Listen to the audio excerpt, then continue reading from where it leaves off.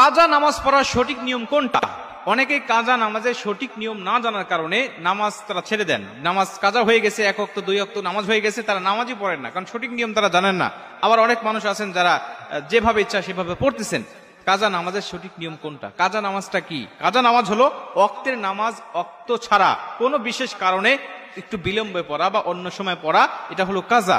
এই কাজা নামাজ আপনার যে কোনো কারণে হতে পারে, যেমন কারণবশত কারণে, আপনার ঘুমের কারণে বা ভুলের কারণে বা যে কোনো একটি কারণে আপনি নামাজটা ওয়াক্ত মতো পড়তে পারেন নাই। এই নামাজটা বিলম্বে আপনি কিভাবে আদায় করবেন, কিভাবে আপনি পড়বেন, কখন পড়বেন?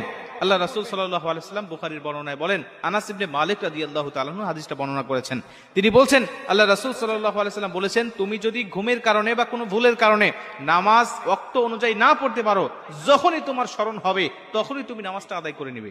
যখন তোমার স্মরণ হচ্ছে, আরে আমি তো অমুক ওয়াক্তে নামাজটা পড়তে পারি নাই, আমি ঘুমাইছিলাম, ফজরের নামাজটা জাস্ট আমি পড়তে পারি নাই, এখন তো 6টা বেজে গেছেন, ওয়াক্ত চলে গেছে, এখন কি করব?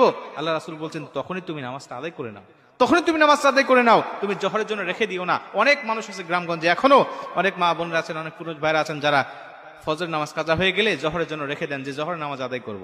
আপনি তো এর আগে মারাও যেতে পারেন, মৃত্যুবরণ করতে পারেন, না আপনি রেখে দিবেন না, আপনি তখনই পড়বেন, আপনি তখনই নামাজটা আদায় করে নেবেন। আল্লাহর কাছে অনুতপ্ত হবেন যে আল্লাহ, আমি জাস্ট টাইমে নামাজটা পড়তে পারি নাই, তুমি আমার নামাজটা কবুল করে নাও। অনুতপ্ত হয়ে যখন আপনি তখন নামাজটা আদায় করে নেবেন, আল্লাহ পাক তখন সঙ্গে সঙ্গে আপনার নামাজটা কবুল করে নেবে।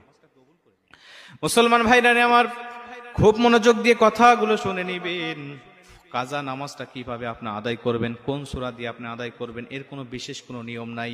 ওয়াক্তের নামাজ ওয়াক্তে যেভাবে আপনি আদায় করতেন, পরবর্তীতে বিলম্বে আদায় করলেও ঠিক সেইভাবে আপনি আদায় করবেন। আলাদা কোনো সূরা কিরাত নামাজের মধ্যে পড়তে হবে বিষয়টা কিন্তু এমন কোনো কিছু নয়, বা আলাদা কোনো নিয়ত বিষয়টা এমনও নয়। কিন্তু আপনি যে বিলম্বে পড়তেছেন এই নিয়তটা আপনার মধ্যে থাকতে হবে, আপনি কাজা পড়তেছেন এই নিয়তটা আপনার থাকতে হবে। আপনি জাস্ট টাইমে পড়তে পারেন নাই, এর একটা অনুতপ্ত আপনার ভিতরে কাজ করতে হবে।